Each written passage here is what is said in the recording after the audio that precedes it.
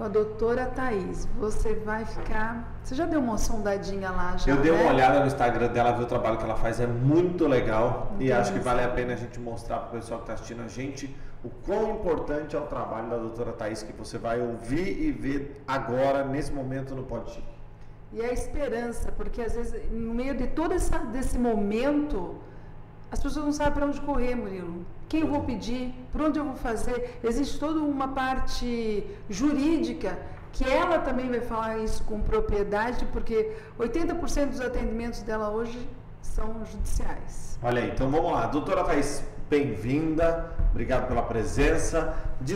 Começa a contar para o pessoal de casa o que exatamente a senhora faz. Muito obrigada, quero agradecer o convite, né? É uma honra estar aqui com vocês e contar um pouquinho sobre a minha trajetória profissional. Direto de Piracicaba, tá, gente? Piracicaba. Eu sou fisioterapeuta há 10 anos, sou pós-graduada em neurologia, em respiratória, cuidados paliativos e oncologia. Desde quando eu me formei, né, eu sempre quis fazer a diferença na vida de alguém, de algum paciente. E foi que Deus colocou eu nessa profissão maravilhosa, que foi um desafio. Hoje eu atuo com pacientes de alta complexidade domiciliar, a maioria pediatria. Então são pacientes que têm uma UTI domiciliar. São crianças que respiram por máquinas, crianças que falam por olhares, né, com diagnósticos raros, doenças raras, crianças que sofreram algum trauma, algum acidente automobilístico, se afogaram com amendoim, afogamento na piscina. Então são pacientes complexos, só que fazem total reabilitação tanto no ambiente domiciliar, né, com a fisiomotora, quanto a fisiorrespiratória. E além do mais, nós não é só fisioterapia, né, nós temos toda uma equipe por trás também do paciente. Mas eu faço tanto a reabilitação neurológica para devolver a funcionalidade para essas crianças e adultos também que eu atendo, e a parte respiratória também, né? Porque a máquina que eles respiram, as técnicas de manobra de higiene brônquica, é tudo o fisioterapeuta que faz. Tá? O que seria a fisioterapia respiratória e para quem ela é indicada exatamente? Tá. Aqui uma linguagem popular para gente. Tá. A fisioterapia respiratória são técnicas aplicadas para aqueles pacientes que precisam melhorar o sistema respiratório. Seja ele uma asma, um resfriado, uma manobra para tirar aquele catarro, aquela congestão nasal. Coisas do dia a dia, assim, não é uma coisa não é uma coisa grave, é uma coisa do dia a dia que qualquer pessoa pode ser acometida com isso. Isso. E a fisioterapia, além do mais, a gente atua na prevenção disso, né? Idosos, que às vezes são mais propícios a ter doenças respiratórias, como pneumonia, né? Então a gente faz também a prevenção. E tem os casos, né? E acaba sendo mais acometido, que são pacientes mais graves. Qual foi o mais grave de hoje que a doutora atendeu? O mais grave que eu atendi, que marcou mesmo, foi uma paciente oncológica. Eu sempre dizia, por isso que a gente nunca pode falar não, a gente nunca vai fazer. Eu sempre tive muita empatia nos atendimentos, só que eu falava assim, não, pacientes oncológicos eu não vou atender, porque além de ser crianças, ainda mais o câncer, né? Câncer raro, uma neuroblastoma. É difícil. E eu falava, não, câncer, por favor, Deus, não coloque nenhuma criança com câncer. E foi que Deus falou, não, você vai atender essa criança com câncer, né? Fiz a reabilitação respiratória, fiz a reabilitação motora, porque também era traqueostomizada, né? Porque ela tinha uma meduloblastoma, então toda a parte do câncer acometeu bem embaixo do cérebro, no tronco encefálico, que acomete o centro respiratório. Então foi que teve essa, né, tem que colocar essa traqueostomia. Então eu fazia a reabilitação motora quanto a reabilitação respiratória. Mas eu acho que nesses 10 anos foi o que mais me marcou. Porque um dia antes do óbito dela, ela estava normal, não deu sinal nenhum, nada dizia que no próximo dia ela ia morrer dormindo. É um pouco... É pesado, mas pesado, é a realidade, né? E faz É. parte... Agora, por exemplo, nesse caso que a senhora acabou de falar, vou falar você, porque você é nova também, ficar chamando de senhora, né? Mas nesse caso que você acabou de falar, todo esse procedimento que você faz prolonga ainda mais a vida da pessoa, que poderia ter sido muito menor por uma questão de saúde que ela passava. Sim, com certeza. A fisioterapia, ela quanto prolonga, quanto melhora a qualidade de vida, né? Se você for ler algumas patologias, alguns diagnósticos que eu atuo, ler os artigos científicos, tem diagnóstico que não passa por 2 anos, e tem crianças que eu atendo há 7, 8, 9. Tudo isso já. Isso, então ajuda muito a qualidade de vida, porque tem alguns pacientes que a gente não consegue ter avanços, né? Mas a gente consegue manter o que eles já têm e prevenir algumas outras coisas que a patologia e o diagnóstico pode trazer também. O que é fisioterapia neurofuncional? A fisioterapia neurofuncional é tudo que vai ajudar a devolver a funcionalidade. Então são aqueles pacientes que aconteceu uma fratura, né, e desencadeou uma fraqueza muscular, naquele, né, de ficar tempo com gesso, então precisou fortalecer, então acaba tendo que ser trabalhado o desenvolvimento motor. Exemplo, crianças que têm doenças, né, do desenvolvimento neuromuscular, crianças que têm a patologia que a gente chama neuromuscular, então trabalha tanto a parte muscular quanto a parte neurológica desse paciente. Porque tem pacientes que acometem medula, né, o encéfalo, então devolve toda a funcionalidade motora. Doutora, quanta complexidade. Muita. Murilo? É difícil, não é fácil Desde não. uma tráquea, ela sabe tudo. É uma coisa muito complexa o seu trabalho. Sim. Eu não imaginei que tinha uma físio específica assim que tivesse toda essa complexidade, Murilo. Mas você sabe que eu acho que a doutora deve saber disso, ou deve pensar isso. Às vezes a gente não dá valor pro nosso dedinho do pé. Isso. Mas o dia que você perdeu o dedinho do pé, você não consegue ficar de pé. Né? O dedinho não serve pra nada. Tal. Às vezes você machuca o cantinho da boca. Aí que você vai dar valor como é bom morder o lábio, mas quando você tem uma afta na boca, aquilo já dói. Então você imagina uma questão da respiração, uma coisa mais complexa, a questão eu não faço exercício nenhum, eu sou um vagabundo. Quando eu ficar velho, eu vou ser uma desgraça, vou ter que ter alguém para cuidar de mim, porque eu não faço nada. E a gente só dá valor depois que, poxa, não consegue respirar. A gente respira, a gente não pensa para respirar, não é verdade? Você não pensa para respirar, mas o dia que você precisar fazer um exercício, aí você vai entender como a respiração é importante, a tua musculatura, aquela coisa toda. E hoje, essa questão assim, hoje a senhora atende mais criança ou gente um pouco mais velha? Eu tenho 5 adultos, né? Tenho 3 adultos e 2 idosos. Eu atendo o público mais adulto, idoso, mas o meu maior perfil é o pediátrico, né? Porque além de eu fazer a parte de reabilitação respiratória e motora, eu sou a única especialista na cidade, na região, em protocolo de decanulação.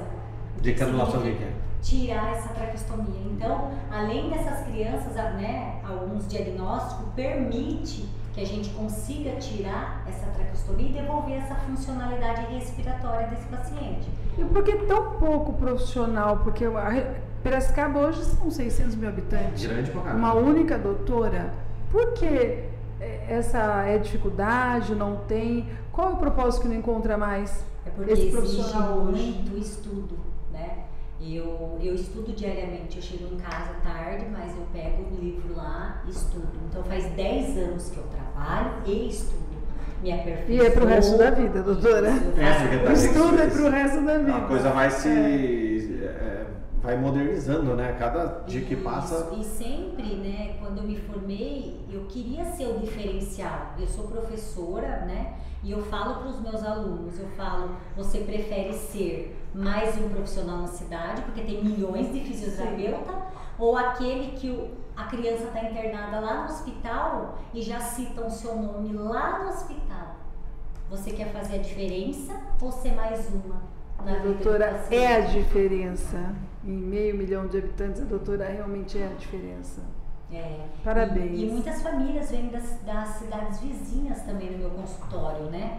Por conta dessa falta de profissionais.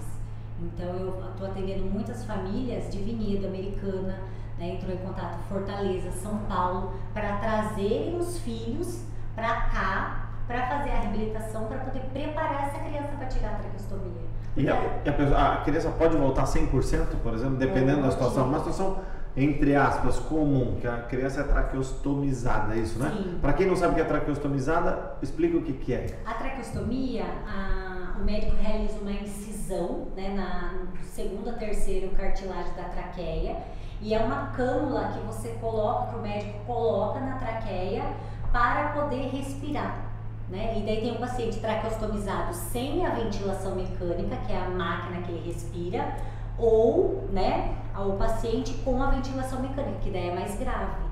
E vamos dizer assim, uma patologia mais, entre aspas, básica, normal. Básicas, mas nesse mês de outono, de março a agosto, a broncolite, né?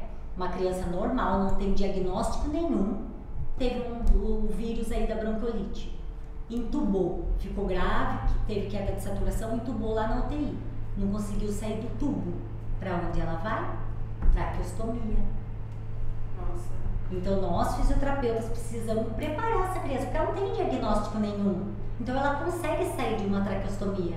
Então sou eu que faço toda essa preparação de fortalecimento da musculatura superior, de via aérea superior. É porque o tempo que ela fica parada sem usar isso aqui é meio que atrofia, então você tem que desenvolver de novo. Perfeito, entra em desuso, fraqueza. Então eu preciso devolver essa funcionalidade e melhorar essa elasticidade, essa complacência que foi acometido pelo vírus da broncolite.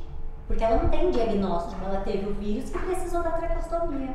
Então é o fisioterapeuta que faz toda essa reabilitação. Casos comuns, AVC, paralisia cerebral, Parkinson. Pode explicar brevemente qual o tratamento que nos ajuda nessas condições? Sim, nós temos, né, que nem Parkinson, AVC, quanto antes ser procurado o fisioterapeuta, melhor. Por quê? Principalmente o AVC, né, que agora a gente fala muito sobre o AVE, né, o acidente vascular encefálico.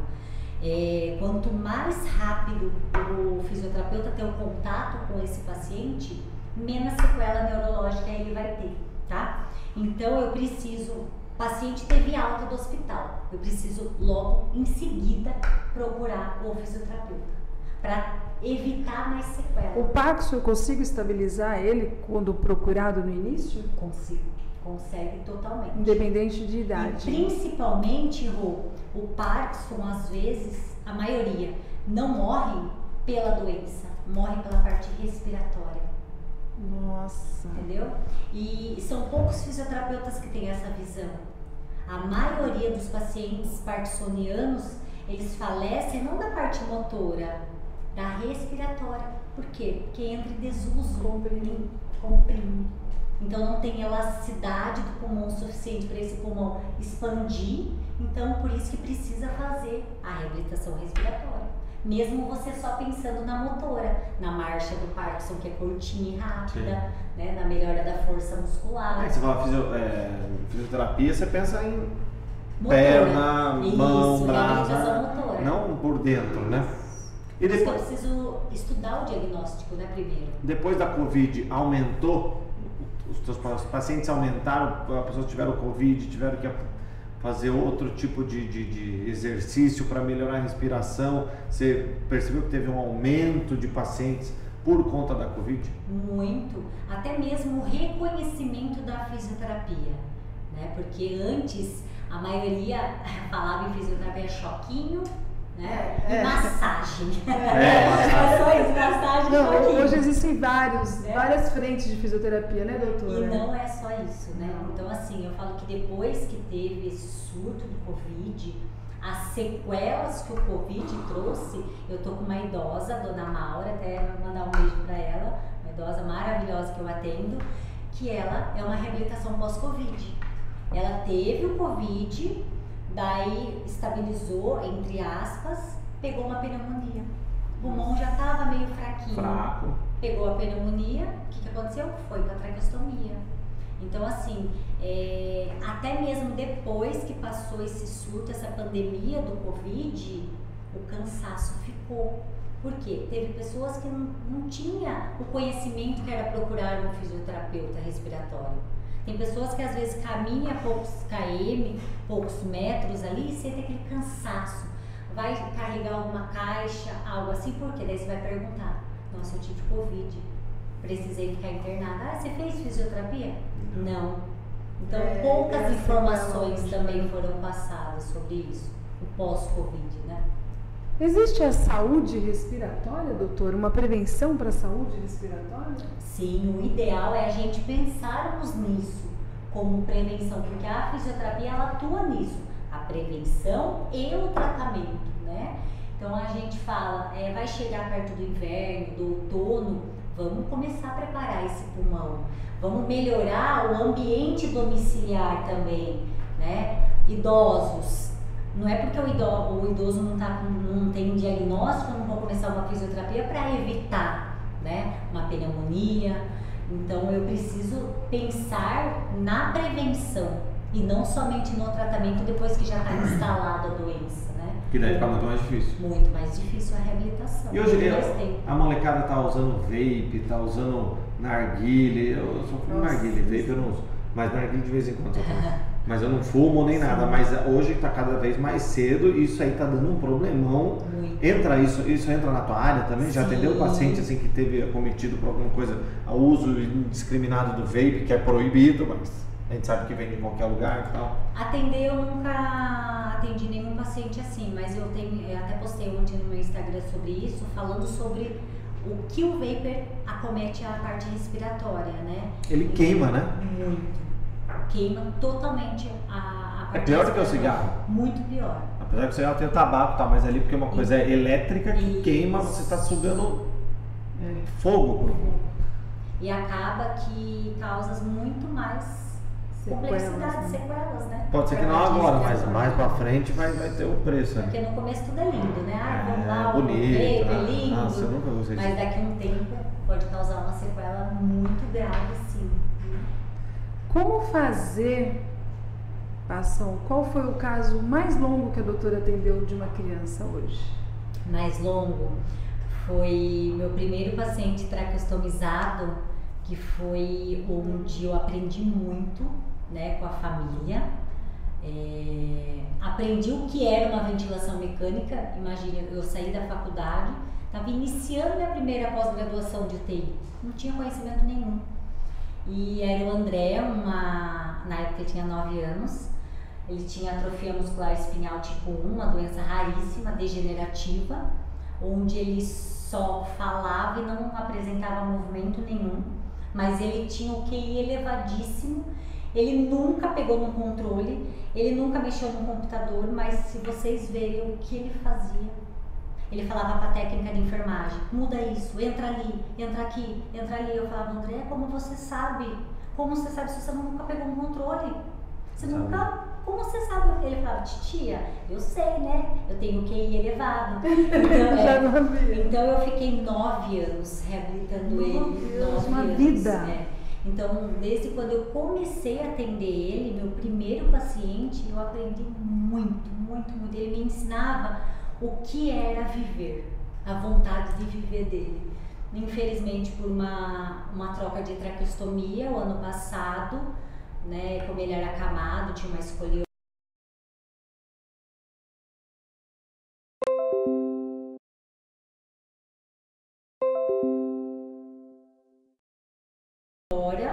Né, eu com a minha esposa, fiz o atendimento de manhã, ele estava ótimo.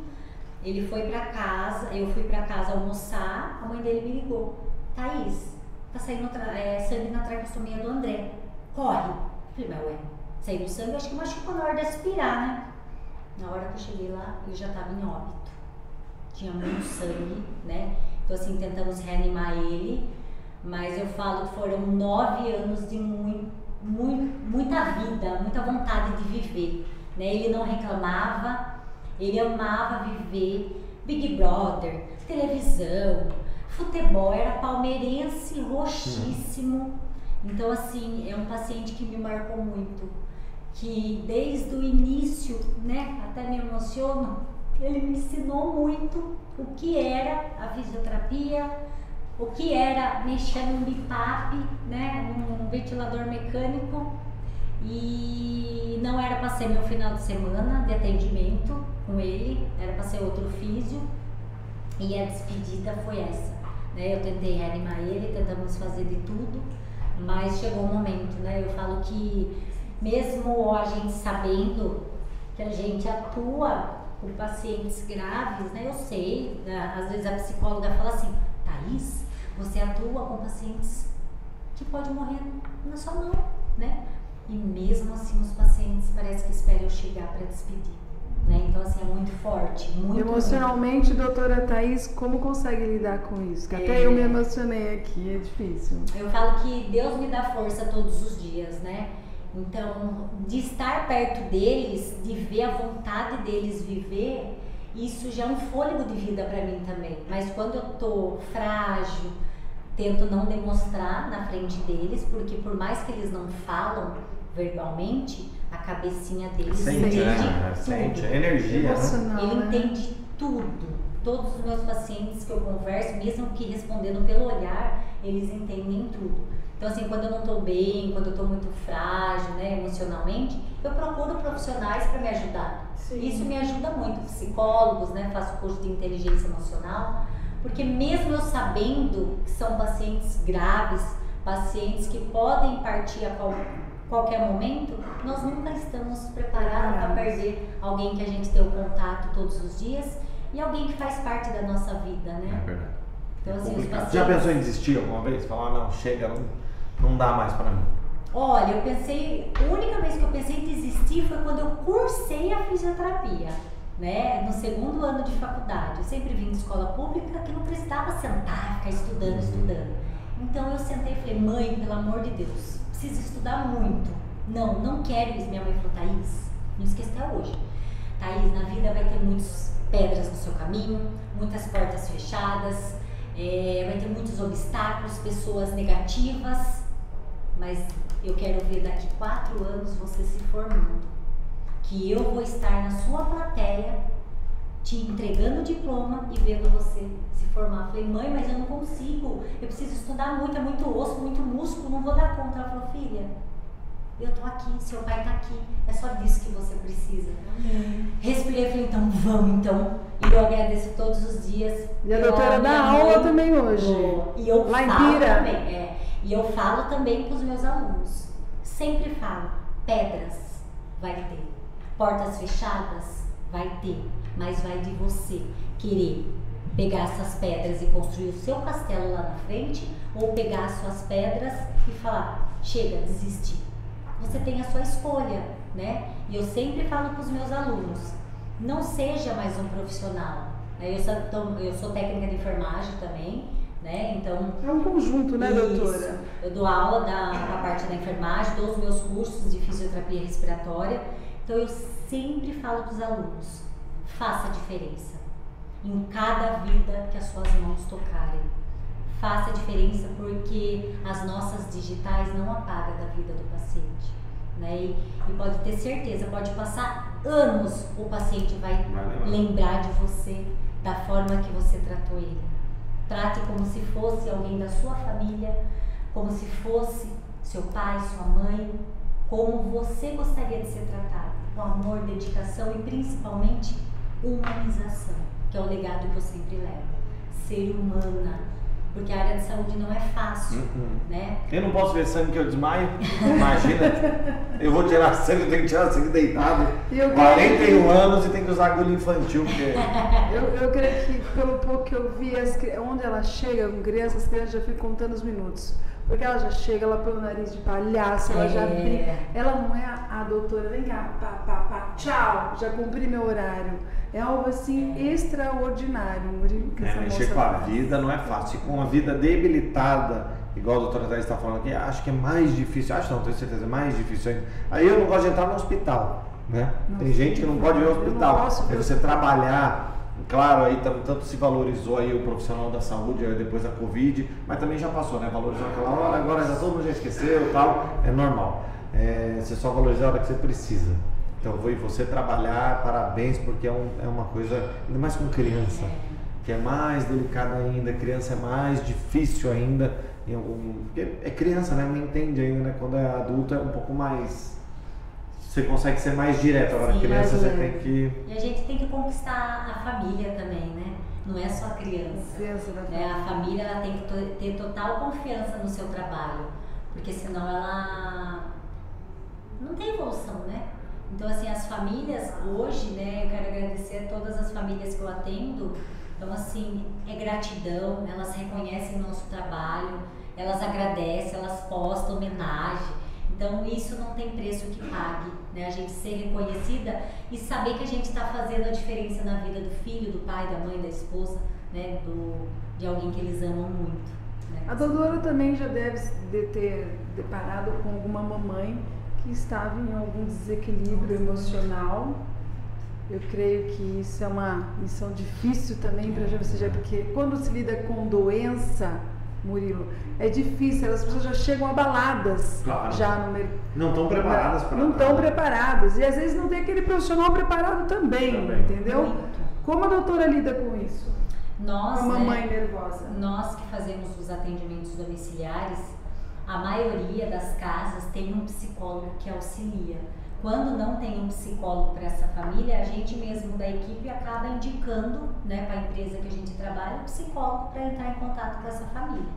Mas as mães, né, a família acaba desabafando mais com nós do que o próprio profissional, né, da psicologia.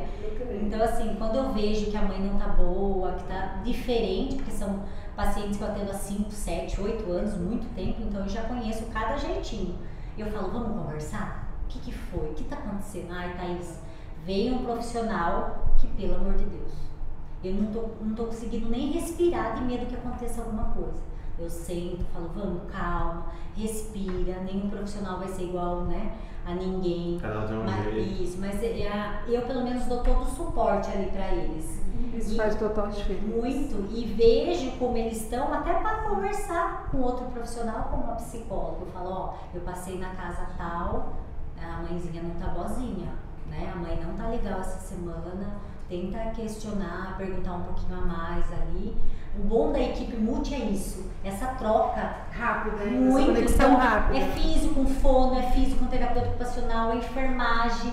Eu amo, quero agradecer a enfermagem, que eu agradeço. Nossa, fisioterapia sem enfermagem não é fisioterapia. O Ratinho sempre fala isso. Porque às vezes a gente fala muito de médico e tal, mas não fala do auxiliar de enfermagem, da enfermeira, que é tão importante quanto um médico, né? Muito. Eu falo que para o paciente ter evolução também é a enfermagem. Chega até a arrepiar eu. Não existe fisioterapia de pacientes de alta complexidade domiciliar sem enfermagem. Como que eu, Thaís, vou tirar o paciente do leito? Eu vou segurar a máquina que ele respira. O paciente não tem movimento nenhum, vou segurar o paciente. Vou colocar ele lá, a enfermagem me ajuda muito. É o seu braço, né? Meu braço direito. Eu falo que a enfermagem, até mesmo, eu brigo com as meninas, eu falo, precisa ser valorizada, gente. A enfermagem faz muito mais que muitas outras profissões. Quem tem o contato direto com o paciente é a enfermagem.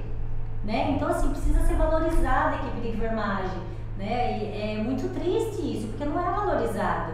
E quem tem o contato, quem passa tudo sobre o paciente é a enfermagem.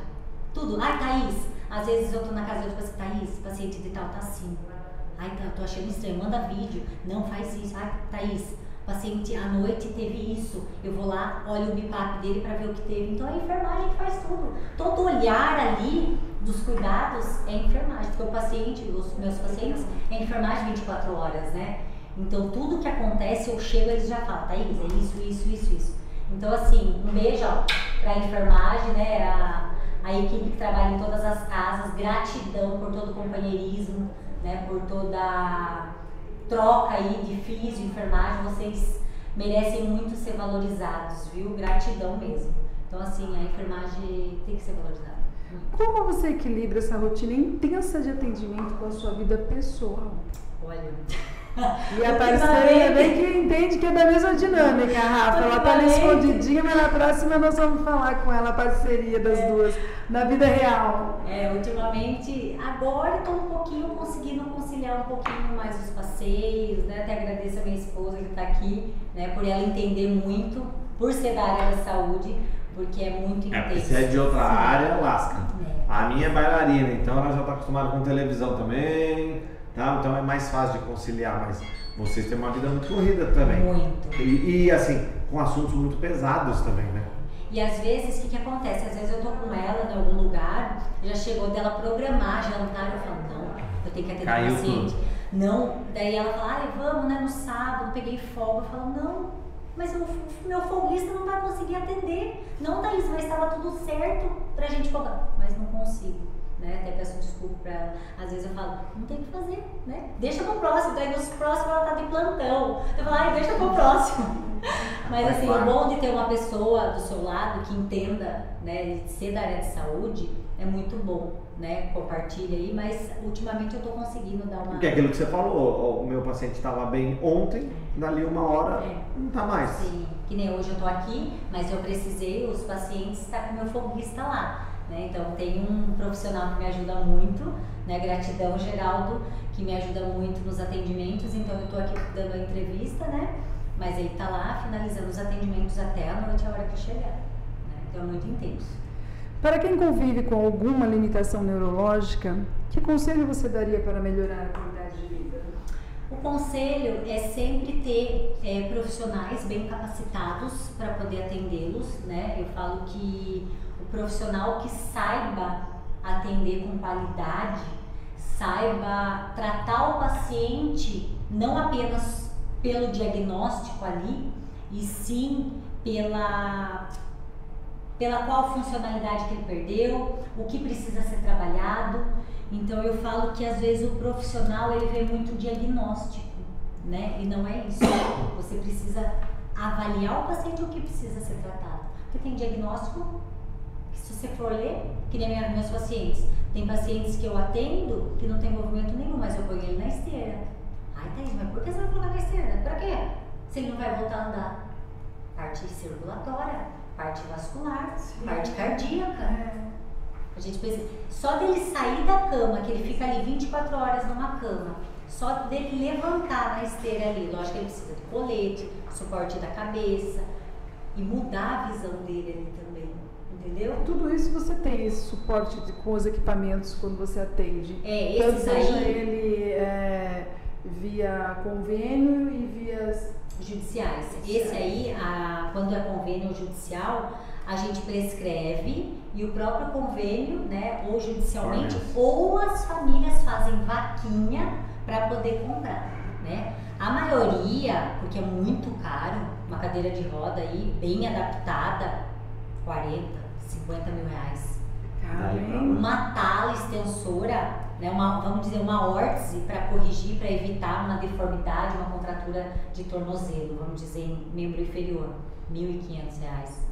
Uma família que é humilde, com que dinheiro então faz vaquinha? A gente fez muita doação no programa disso, muita, de cadeira motorizada, cadeira especial, cadeira órtese, prótese, muito, porque são coisas que não são acessíveis. Né? Isso, é muito caro. Tudo e é uma coisa muito particular, né? Cada uma tem a cadeira tem que ser especial para aquela pessoa, na medida daquela pessoa. É tudo sob medida, igual a órtese. A órtese é feita para aquele membro inferior, aquela perna. Para aquela pessoa. Para quem que você vai doar, né? É mais difícil. Então, assim, a maioria dos meus pacientes vivem de vaquinha, vivem de doações, vivem de rifas, porque alguns convênios, algumas licitações judiciais, eles fornecem os profissionais, mas não fornecem os equipamentos que eles precisam. Um colete para colocar o paciente para evitar uma escoliose, uma deformidade, né, de coluna vertebral, R$2.000, R$2.500, para uma família que não tem condição quase, né? Então é muito caro. Então eles vivem muito com as doações também. Tá? É complicado, não é fácil não. E as pessoas hoje, elas interagem muito quando se coloca uma vaquinha? Ajudam as pessoas humildes mesmo, doutora? Existe essa solidariedade real aqui por trás, não? Pouco. É muito pouco, né? Assim, depende muito dos casos, porque hoje em dia, né, eu falo que às vezes tem pessoas que querem ver se realmente, porque tem muitas pessoas... Tem muita picaretagem, né? entendeu? Então acaba que as pessoas ficam desconfiadas. Porque a gente já viu muito caso aí de pai e mãe usar o filho doente ou usar uma suposta doença do filho para ganhar dinheiro. Isso aí. Então a desconfiança dessas pessoas para poder doarem, para poder, eu sempre às vezes quando eu compartilho, né, dos pacientes, eu falo, venham ver, as famílias abrem a porta das casas, venham ver o que a gente está precisando, né? Às vezes leite, que nem tem um paciente meu, Anthony, de um pós-afogamento, tá precisando de leite. Quantos anos? Ele tem 4 aninhos. Bebê. Então assim, porque é empresa judicial, só que fornece somente a equipe multidisciplinar. Só que ele come amassadinho, então a família tem que fazer toda... E se afogou com 4 anos aonde? Na piscina. Olha, Ele perigo. ele estava com 2 anos e pouquinho na piscina. Faz 1 ano e pouquinho que ele está com sequela neurológica. Aquele tipo de acidente que Doméstico bobo e que acaba cometendo uma Daí coisa. ele se afogou, daí demorou muito o resgate para chegar, né? E chegou no pronto-socorro, deram óbito para ele, o médico deu óbito, só que daí eu acho que alguém ali falou para a enfermeira, né? Acho que Deus sussurrou ali para a enfermeira e falou, vai lá ver esse paciente, que eu acho que não tá de óbito não. Ela foi verificar pulso, tava com pulso. Então vamos reanimar. Só que nisso ele ficou 30 e poucos minutos, né, sem oxigênio. Então acabou que teve que fazer os primeiros socorros ali, a reanimação, e daí ele voltou depois de 30 e poucos minutos. Milagre. Milagre. Então assim, que nem ele precisa do leite, mas tem muita desconfiança por trás das doações e são poucos que ajudam. Por conta disso, por conta dessas... Por causa dos malandros, né? Das pessoas Que oportunistas. acaba às vezes ficam- aproveitando e acaba, né, usando o dinheiro para outras coisas. Mas graças a Deus, assim, todas as famílias que eu estou presente ali no dia a dia, eu vejo as lutas diárias. E a luta. Só quem convive sabe cada luta que cada paciente tem diariamente. Não é fácil não, pra quem passa por uma situação dessa, às vezes a gente pega uma gripe e já fica desesperado, não sei assim, aí é uma luta da família inteira, né? Do pai, da mãe, da avó, da tia, da própria criança ou da própria pessoa que está passando por isso. Então tem que ter uma equipe, tem que ter uma família bem, e a gente sabe que nem sempre é assim, está bem estruturado, mas tendo pessoas que nem a doutora que está lá ajudando com a equipe dela, nossa, é um alívio para todo mundo. Sim. Que mensagem a doutora deixaria para quem está pretendendo seguir uma carreira como a sua? Olha, uma mensagem, façam fisioterapia, tá? Porque tá precisando de fisioterapeuta respiratório. É uma mensagem muito especial que eu deixo para vocês, para não desistirem, né? Primeiro não que vocês tiverem, primeira pedra no seu caminho, não desista. Parece ser difícil. Eu também, há 10 anos atrás, quando eu estava me formando, eu tinha sonhos, mas eu pensava, nossa, mas está muito longe, eu não vou conseguir realizar esse sonho. E hoje, após esses 10 anos, eu vivencio cada sonho que eu sonhei há 10 anos atrás. Então assim, vai ter não, vai ter pedras, portas fechadas. Isso aí é para mostrar para você que você é forte, que você é capaz. Então persista, não desista de nenhum sonho, de nenhum não que aparecer na sua vida, de nenhum obstáculo.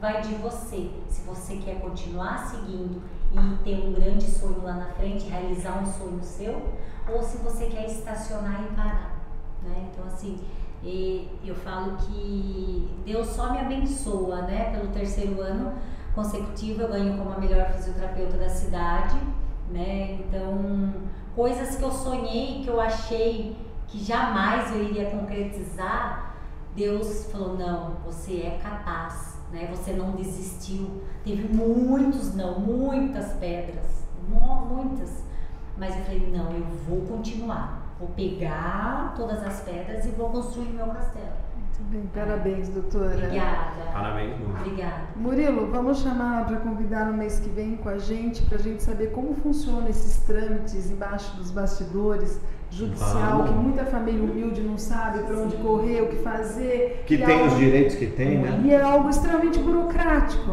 né? No Brasil, Vamos chamar uma doutora, uma advogada que vai participar e a doutora para nos ajudar ótimo. novamente, tem auxiliar o muita gente pessoal em passando por casa. isso. Com Né? certeza. Então, aguardamos a doutora no próximo mês para falar dessa parte judicial. Eu agradeço, Murilo. Foi uma aula, né, para todo mundo. Parabéns, obrigado, viu? Muito obrigado. Deixa as suas redes sociais para as nossas amigas. O meu Instagram é @DRA Thaís com TH Soleira. Lá eu compartilho muito sobre os pacientes, diagnóstico, sobre cursos, muitas informações valiosas para vocês conhecerem, né, um pouquinho mais sobre o meu trabalho. Então entra, compartilha, vai valer a pena. E a doutora tem também, consultório, né? Também, né? Onde fica, doutora? Fica na Joaquim André, lá em Piracicaba, na clínica Clares Org Center, 896. E Capivari também, hein? Vamos marcar para trazer a doutora aqui e falar com o nosso secretário da saúde, hein? Tem muito a acrescentar para a nossa cidade, hein, secretário? Obrigada, Murilo. Valeu, Rosi. Obrigado, doutora. Parabéns. Até a próxima.